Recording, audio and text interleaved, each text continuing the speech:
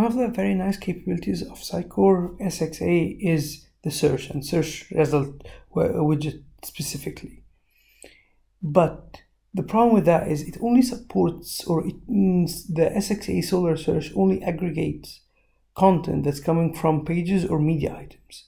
In some scenarios, this might not be valid. For example, in this scenario, I have a data template called document that actually has a document title, a description, and then a link to a document item in the media library.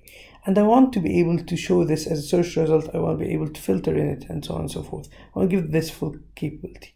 Now, out of the box, this is not supported. So what I had to do is create a custom aggregator ultimately for my search. So let's see the steps I need to do that. So the first step here is I actually need to create a new search aggregator. I called it foundation.search, and then update the SXA content computed field. So I go to app-config include foundation overrides, and then Sitecore SXA XA foundation.search.solar config. And then I just set within the actual field, so it's the SXA content field, I just create a new type. So here I have search.aggregated content that's coming from my search. Now let's see what's actually in that file or in that class. So let's open my Visual Studio. Aggregated content, here it is. So first thing is it inherits from the abstract computed index field. And then what I have here is I created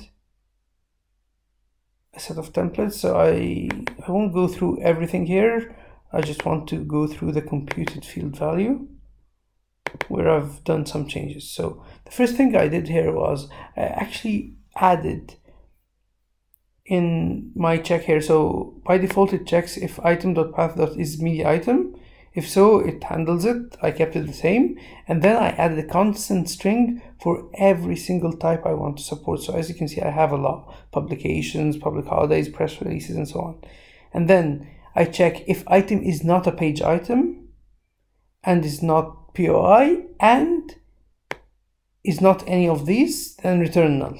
Else, I want you to continue. So that what that ultimately means is if it's any of these items, even though it's not a page item, then I want you to continue.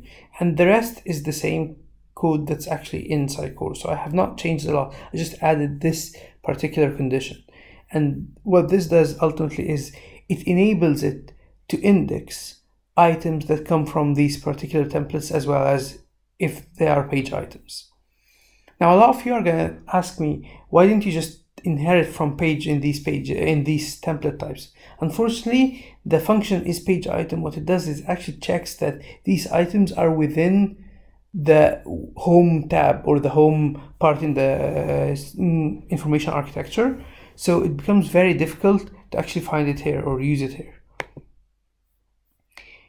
Now, if you go about and implement the same thing I did, you're going to realize that there is another issue.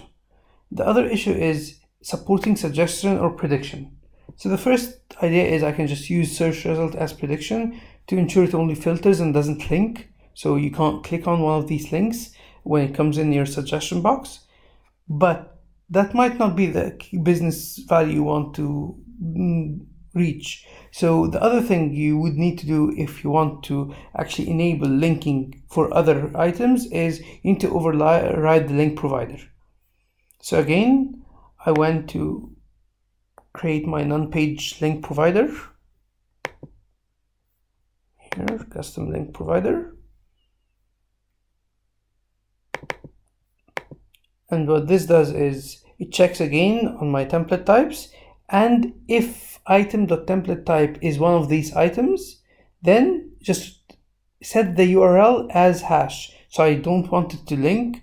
It becomes not clickable to ensure that no one does a mistake and actually makes it a clickable item.